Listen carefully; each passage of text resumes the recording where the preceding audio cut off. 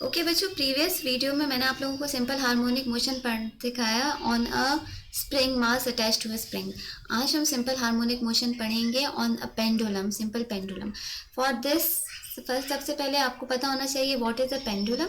एक ऐसा सिस्टम जिसमें एक मेटेलिक बॉब लगा हो और वो एक हल्की सी स्ट्रिंग के साथ लगा हो। स्ट्रिंग ऐसी हो जो एक्सटेंड ना होती हो, मजबूत हो और वेटलेस हो, और ये सारा सेटअप जो है वो एक रिजिड बॉडी के साथ अटैच हो। ऐसे सेटअप के लिए होता है हमारे पास एक आइडियल पेंडुलम।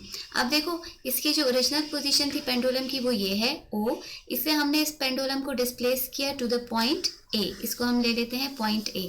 हमने यहाँ से यहाँ तक इसको डिस्प्लेस कर दिया। यह है इसकी एक्सट्रीम पोजीशन। अब ये ए से ओ पे आया और ओ से दोबारा ये चला गया बी पे, न्यू पोजीशन। बी से ये पेंडुलम दोबारा ओ पे आएगा, then A O B O and ए।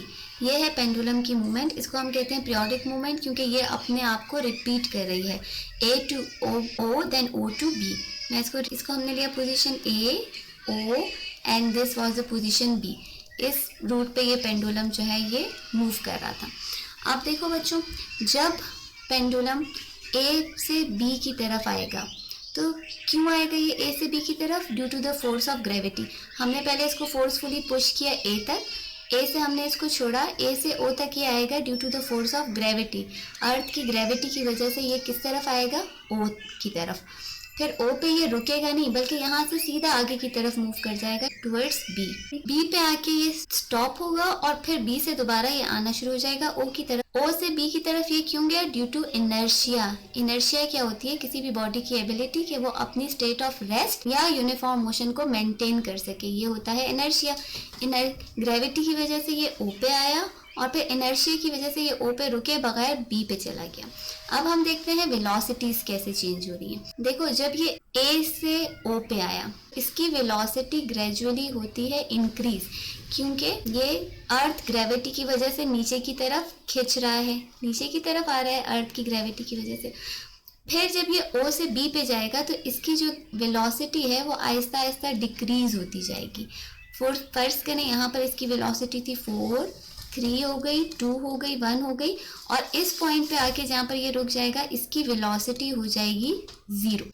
आपको पता है पोटेंशियल एनर्जी किसके इक्वल होती है? Potential energy is equal to mgh।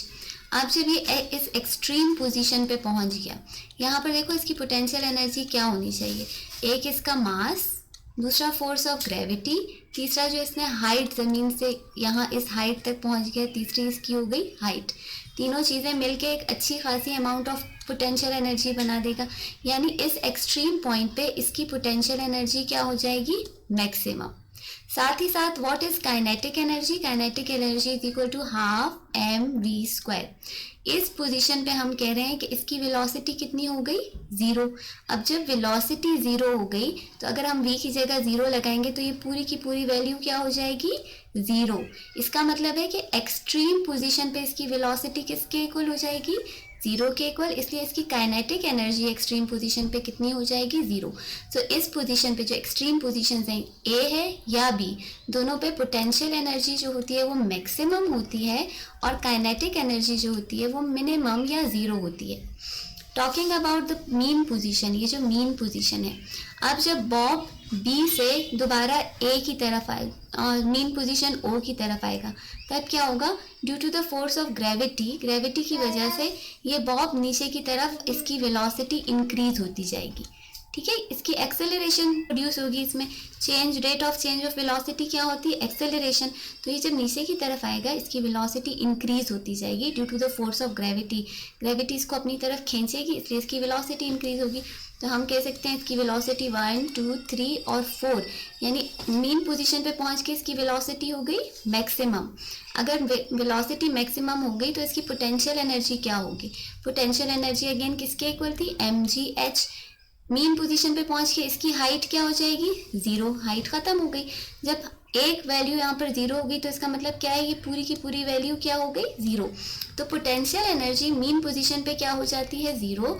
और काइनेटिक एनर्जी चूंकि यहाँ पर v जो है वो मैक्सिमम होता है, इसलिए काइनेटिक एनर्जी मेन पोजीशन पे हो जाएगी मैक्सिमम। अब बात करते हैं एक्सेलरेशन की। बच्चों मैं इस पेंडुलम को जितना दूर लेकर जाऊंगी ना इस मीन पोजीशन से, उतना ज़्यादा तेज़ी से ये मीन पोजीशन की तरफ आएगा और फिर उसी रफ्तार से ये बी की तरफ जाएगा, फिर बी से ये तेज़ी से ओ की तरफ आएगा और फिर ये ए की तरफ जाएगा। यानी एक्सेलरेशन इसकी किस पे डिपेंड कर रही है? ऑन द एम्पलीट्यूड, इसका डिस्प्लेसमेंट कितना है फ्रॉम द मेन पोजीशन। जितना ज़्यादा डिस्प्लेसमेंट होगा उतना ज़्यादा इसका एम्पलीट्यूड होगा। तो एक्सेलरेशन किस पे डिपेंड कर रही है? On the displacement, one thing. दूसरी थिंग ये कि इसकी एक्सेलरेशन किस तरफ डायरेक्टेड है। देखो एक्सेलरेशन हमेशा, इसकी वेलोसिटी नीचे की तरफ बढ़ रही है ना, एक्सेलरेशन ड्यू टू ग्रेविटी है, तो एक्सेलरेशन हमेशा किस तरफ डायरेक्टेड है? एक्सेलरेशन हमेशा डायरेक्टेड है टुवर्ड्स द मीन पोजीशन, यहाँ मीन पोजीशन की तरफ डायरेक्टेड है। अब ये जब सारी बातें हमने पढ़ी तो हमें क्या पता चला कि पेंडुलम का जो मोशन है वो सिंपल हार्मोनिक मोशन है। सिंपल हार्मोनिक मोशन के क्या कैरेक्टरिस्टिक्स है कि एक्सेलरेशन जो होती है वो डायरेक्टली प्रोपोर्शनल होती है to the displacement. Yes true, यहाँ पर भी एक्सेलरेशन जो है वो डायरेक्टली प्रोपोर्शनल है to the displacement, one thing. दूसरी thing, acceleration is always directed towards the mean position. यहाँ पर भी एक्सेलरेशन डायरेक्टेड है टुवर्ड्स द मीन पोजीशन। तो हम कहते हैं कि yes this simple pendulum is an example of simple harmonic motion. और पेंडुलम को हम हार्मोनिक ऑक्सीलेटर भी कहते हैं।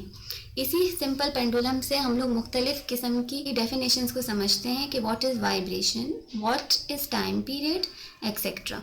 सो जब आपके पास पेंडुलम का क्वेश्चन आएगा, आपने पेंडुलम को थोड़ा सा एक्सप्लेन करना है कि एक्सट्रीम पोजीशंस पे इसकी पोटेंशियल एनर्जी, काइनेटिक एनर्जी कितनी होती है, मीन पोजीशन पे पोटेंशियल एनर्जी, काइनेटिक एनर्जी क्या होती है, और इसका जो एक्सेलरेशन है वो डायरेक्टेड होती है टुवर्ड्स द मीन पोजीशन और ये सिंपल हार्मोनिक मोशन प्रोड्यूस करता है। नाउ वाइब्रेशन, जब आपने सिंपल हार्मोनिक मोशन पढ़ा, आपने पेंडुलम की एग्जाम्पल अभी हमने पढ़ी, तो पेंडुलम से हम समझते हैं अगर पेंडुलम अपना एक कंप्लीट ट्रिप करे, round trip from A to B और फिर बी से दोबारा ए पे आए, यानी जिस पोजीशन से स्टार्ट हुआ था उसी पोजीशन पे वापस आए, तो ये जो एक कंप्लीट राउंड ट्रिप होता है इसको हम कहते हैं इसकी वाइब्रेशन। वाइब्रेशन को आप कैसे डिफाइन करोगे? One complete round trip of a oscillating body is known as vibration. या इसकी दूसरी डेफिनेशन क्या हो जाती है? Vibration periodic back and forth motion of the particle. Periodic जो बैक आगे और पीछे का मोशन होता है पार्टिकल का, ऑफ एन इलास्टिक बॉडी। जैसे इलास्टिक बॉडी कौन सी थी? हमारे पास जो स्प्रिंग की एग्जांपल थी, और मीडियम या ये पेंडुलम है, कॉमनली रिजल्टिंग, और ये कब रिजल्ट होता है? When almost any physical system is displaced from its equilibrium condition. जब हम किसी भी सिस्टम को डिस्प्लेस कर देते हैं उसकी इक्विलिब्रियम पोजीशन से, तब ये मोशन क्रिएट होता है। And allowed to respond to the forces that tend to restore equilibrium. और हम इसको डिस्प्लेस करके छोड़ दें और इसको इसके हाल पे छोड़ दें ताकि ये दोबारा अपने इक्विलिब्रियम पोजीशन पे आ जाए। इस किस्म का जो मोशन होता है उसको हम कहते हैं वाइब्रेशन। और वाइब्रेशन, वन वाइब्रेशन किसके इक्वल होती है? One complete round trip of a body is known as vibration. अब बच्चों जब वाइब्रेटिंग बॉडी वाइब्रेट करेगी तो जितना वो टाइम लेगी from A to B move करने में, जितना टाइम लगेगा उसे, एंड बी टू ए, एक कंप्लीट वाइब्रेशन के लिए जितना टाइम रिक्वायर्ड होता है, that is known as time period. Time period को डिफाइन कैसे करोगे? Time taken for one complete cycle of vibration, या आप इसको डिफाइन कर सकते हो as time required to complete one vibration और oscillation. Time period is measured in seconds. Time period को आप डिनोट करते हो by T. T is equal to 2 pi under root L upon G in case of pendulum. अब देखो यहाँ पर हमारे पास पाई की वैल्यू भी कांस्टेंट है और ग्रेविटी की वैल्यू भी कांस्टेंट है, तो टाइम पीरियड किस पे डिपेंड कर रहा है? On the length of the pendulum. अगर स्प्रिंग की बात करें तो टाइम पीरियड इक्वल होता है to 2 pi under root M upon K. Now coming towards the frequency, एक सेकेंड में एक वाइब्रेटिंग या ऑसिलेटिंग बॉडी कितनी वाइब्रेशंस कंप्लीट करती है उसको हम कहते हैं उसकी फ्रीक्वेंसी। डिफाइन कैसे करोगे?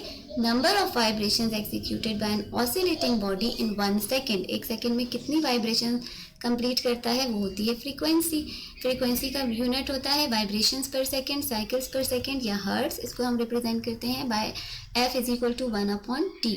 तो एफ किसके इक्वल हो जाएगा? 1 अपॉन टी।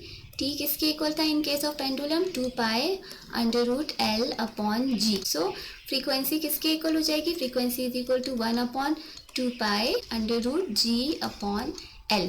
ये देखो क्योंकि 1 के जो डिनोमिनेटर में था हमारे पास टी, इसलिए इसकी वैल्यू जो है वो थोड़ी सी अपसाइड डाउन हो जाएगी in the case of frequency. Displacement बच्चों, मीन पोजीशन पेंडुलम की ये रही, जहाँ से हमने इसको डिस्टर्ब करना शुरू किया था इक्विलिब्रियम पोजीशन, इससे हम इसको ले गए थे एक न्यू पोजीशन पे ए।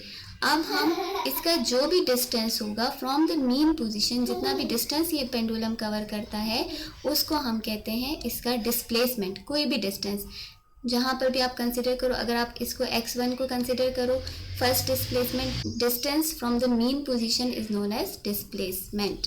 ये देखो यहाँ पर 2-3 डिस्प्लेसमेंट्स मैंने शो कर दिए आपको, 1 2 and this is third displacement. Define कैसे करोगे, distance from the equilibrium position is known as displacement. ये सारी डेफिनेशंस मैं डिस्क्रिप्शन में लिखूंगी, वहाँ से आप कॉपी कर सकते हो। डिस्प्लेसमेंट आपको समझ में आ गया, इक्विलिब्रियम पोजीशन से जितना डिस्टेंस होता है of the vibrating body that is known as displacement, और जो मैक्सिमम डिस्टेंस होता है फ्रॉम द इक्विलिब्रियम पोजीशन उसको हम कहते हैं इसका amplitude. Maximum distance of a vibrating body from the mean position is known as its amplitude, और ये तकरीबन हाफ वे होता है। जो मीन पोजीशन होती है उसका पूरा जो वाइब्रेटिंग पाथ होता है उसका हाफ जो होता है वो हमारे पास होता है एम्पलीट्यूड। देखो वाइब्रेटिंग पाथ कहाँ से, यहाँ से लेकर यहाँ तक वाइब्रेटिंग पाथ है, और एम्पलीट्यूड कहाँ तक का डिस्टेंस होगा, मीन पोजीशन से लेकर जो मैक्सिमम पोजीशन किसी एक साइड पे डिस्टेंस होता है उसको हम कहते हैं इसका एम्पलीट्यूड। डिफाइन कैसे करोगे, मैक्सिमम डिस्प्लेसमेंट या distance move by a point on a vibrating body or wave measured from its equilibrium position, it is equal to 1/2 of the length of the vibrating path.